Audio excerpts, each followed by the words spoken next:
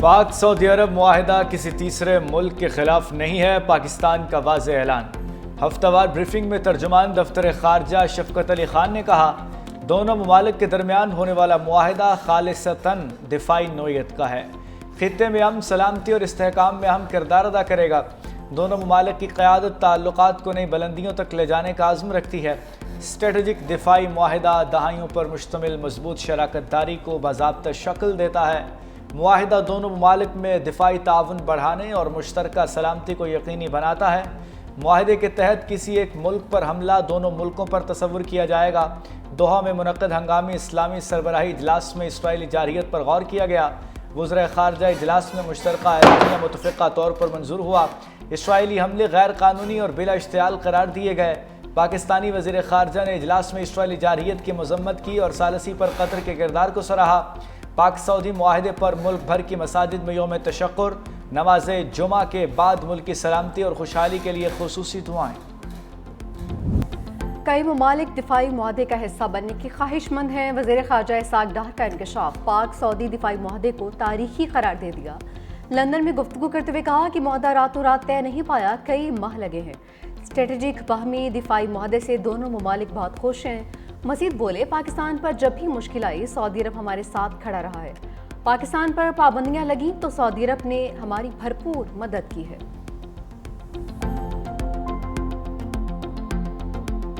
یہ defence packet جہاں طے ہوا ہے کہ اگر پاکستان پہ حملہ ہوگا تو ویسے ہی دیکھا جائے گا جیسے سعودی عربیہ میں حملہ ہوا ہے، اور اگر سعودی عربیہ میں حملہ ہوگا تو ہم ایسے اس نظر سے دیکھیں گے کہ پاکستان پہ حملہ ہوا ہے۔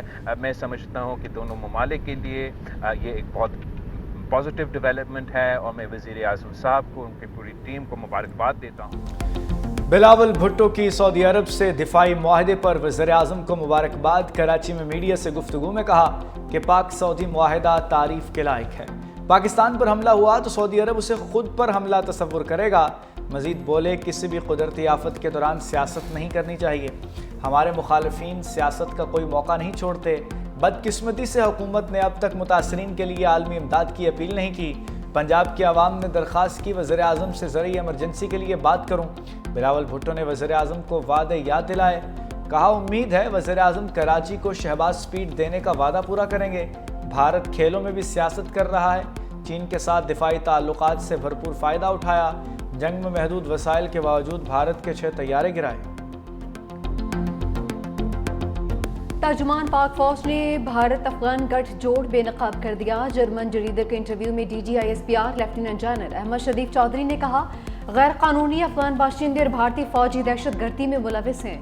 ٹھوس شواہد موجود ہیں۔ بھارت ریاستی سرپرستی میں پاکستان میں دہشت گردانہ کارروائیاں کر رہا ہے۔ پاکستان بھارتی دہشت گردی کے ثبوت اقوام عالم کے سامنے متعدد مرتبہ پیش کر چکا۔ پاکستانی مسلح جتھوں کے لیے کوئی جگہ نہیں، ریاست کے علاوہ کوئی گروہ جہاد کا اعلان کرنے کا اختیار نہیں رکھتا۔ پاکستان نے دہشت گردی کے خلاف بے پناہ قربانیاں دی ہیں۔ امریکہ نے کردہ مجید بریگیڈ کو عالمی دہشت گرد تنظیم قرار دیا۔ مسئلہ کشمیر کے حل کے لیے عالمی برادری کردار ادا کرے۔ اسلام آباد ہائی کورٹ کے 5 ججز سپریم کورٹ پہنچ گئے۔ چیف جسٹس اسلام آباد ہائی کورٹ سرفراز ڈوگر کے اقدامات چیلنج کر دیے۔ آرٹیکل 184(3) کے تحت درخواست دائر کر دی۔ جسٹس طارق محمود جہانگیری، جسٹس بابر ستار، جسٹس محسن اختر قیانی، جسٹس سردار اعجاز اسحاق اور جسٹس سمن امتیاز عدالت پہنچیں۔ موقف اپنایا کہ جج کو کام سے روکنے کی درخواست ہائی کورٹ میں قابل سماعت نہیں۔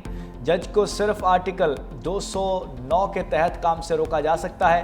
چیف جسٹس انتظامی اختیارات سے ججز کے عدالتی اختیارات کم نہیں کر سکتے۔ چلتے مقدمات دوسرے بینچز کو منتقل نہیں کیے جا سکتے اور دستیاب ججز کو روسٹر سے نکال نہیں سکتے۔ انتظامی کمیٹیوں کے 3 فروری اور 15 جولائی کے نوٹیفیکیشن قلعدم قرار دیے جائیں۔ جسٹس طارق جہانگیری نے ہائی کورٹ کے فیصلے کو سپریم کورٹ میں چیلنج کر دیا۔ جسٹس طارق محمود جہانگیری کا اپنا کیس خود لڑنے کا فیصلہ۔ اسلام آباد ہائی کورٹ نے جسٹس طارق محمود جہانگیری کو کام سے روک دیا تھا۔ وزیر اعظم شہباز شریف کی تاریخی معاہدے کے بعد لندن یاترا، تارکین وطن اور تاجروں سے ملاقاتیں شیڈول۔ وزیر اعظم شہباز شریف اتوار کو نیو یارک جائیں گے۔ امریکی صدر ڈونلڈ ٹرمپ سے ملاقات متوقع۔ وزیر اعظم اقوام متحدہ کی جنرل اسمبلی سے خطاب بھی کریں گے۔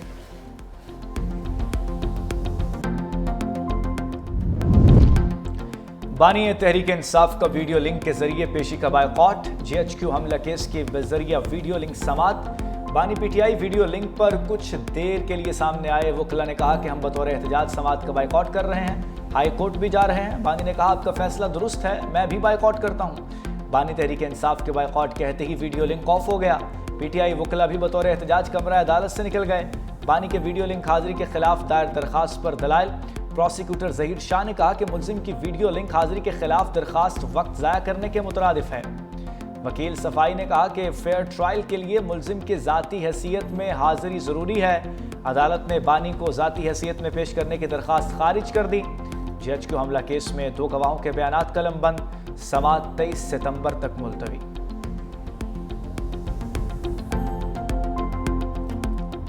اندر بیٹھا ہے اڈیالہ میں، اس کو یہ نہیں پتا کہ باہر دنیا بدل چکی ہے۔ ادھر جیل سے بیٹھ کے روز اتنی بڑی ٹویٹ داغ دیتا ہے اور وہ سمجھ رہا ہے کہ پتہ نہیں اس کی ٹویٹ سے پاکستان میں کیا ہلچل مچ جائے گی۔ اس کو نہیں پتا کہ پاکستان میں اب وہ ایک قصہ پارینہ ہے۔ اس کو نہیں پتا کہ پاکستان آگے بڑھ گیا ہے۔ وزیر اعلیٰ پنجاب کے اڈیالہ کے مکین پر لفظی حملے، سابق وزیر اعظم کو قصہ پارینہ قرار دے دیا۔ مریم نواز نے کہا کہ مدینہ منورہ میں بانی PTI کے چیلوں نے جملے کسے۔ وزیر اعظم شہباز شریف کو وہ عزت ملی کہ دنیا دیکھتی رہ گئی۔ جیل میں بیٹھے شخص کو نہیں پتا کہ باہر کی دنیا بدل چکی ہے۔ وہ روز ایک ٹویٹ داغ کر سمجھتا ہے کہ باہر ہلچل مچ جائے گی، مگر ایسا نہیں ہوگا۔ وزیر اعلیٰ پنجاب نے سرگودا میں الیکٹرک بس منصوبے کا افتتاح کر دیا۔ بولی سرگودا شہر میں 60 بسیں چلیں گی۔ بزرگ شہریوں اور طلبہ کے لیے مفت سفری سہولت ہوگی۔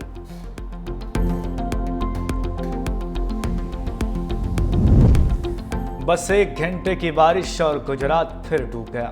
سرکاری دفاتر سمیت شہر کے کئی علاقے زیرآب، گلیاں، محلے ندی نالوں کا منظر پیش کرنے لگیں۔ سڑکوں پر کئی فٹ پانی، ٹریفک کی روانی متاثر، رہائشی علاقے ڈوبنے سے علاقہ مکینوں کو مشکلات۔ چنیوٹ اور خوشاب میں بھی بادلوں کی اننگز، بارش سے بجلی کا نظام ٹھپ ہو گیا۔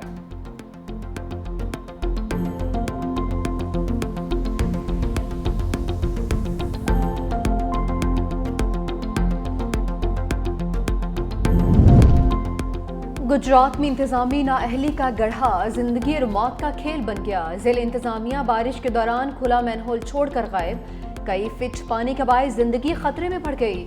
2 واقعات میں 2 موٹر سائیکل سوار مین ہول میں جا گرے۔ غریب پورہ چوک میں موٹر سائیکل سوار مرد اور خاتون مین ہول میں گرے۔ کچھ ہی دیر بعد ایک اور موٹر سائیکل سوار بھی مین ہول میں جا گرا۔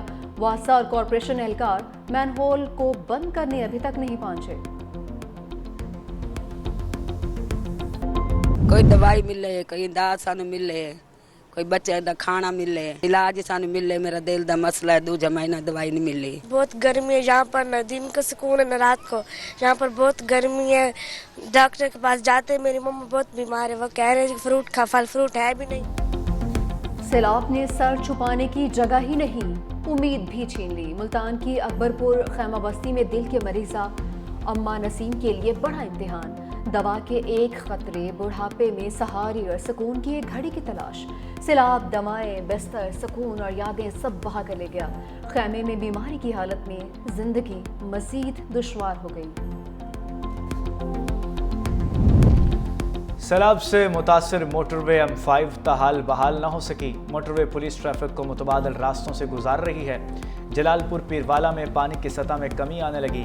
ٹیکنیکل کمیٹی کا مسلسل دوسرے روز اجلاس، شرکا کو بریفنگ میں بتایا جلال پور پیروالا بھی محفوظ ہے، اس لیے موٹر وے پر شگاف ڈالنے کی ضرورت نہیں۔ ریسکیو اور ریلیف آپریشن پر اب تک کی پیش رفت رپورٹ پیش۔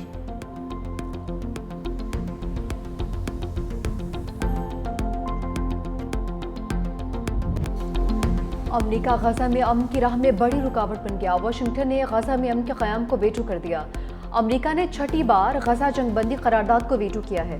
سلامتی کونسل میں 14 ارکان نے قرارداد کی حمایت میں ووٹ دیا۔ سلامتی کونسل کے اجلاس سے خطاب میں مستقل مندوب عاصم افتخار کا قرارداد ویٹو ہونے پر اظہار افسوس، کہا کہ پاکستان آزاد فلسطینی ریاست کے قیام کے لیے کوششیں جاری رکھے گا۔ غزہ میں فوری غیر مشروط جنگ بندی ہونی چاہیے۔ غزہ میں بچے بھوک سے مر رہے ہیں، روزانہ درجنوں فلسطینی شہید ہو رہے ہیں۔ پاکستان فلسطینی عوام کی مکمل حمایت کا اعادہ کرتا ہے۔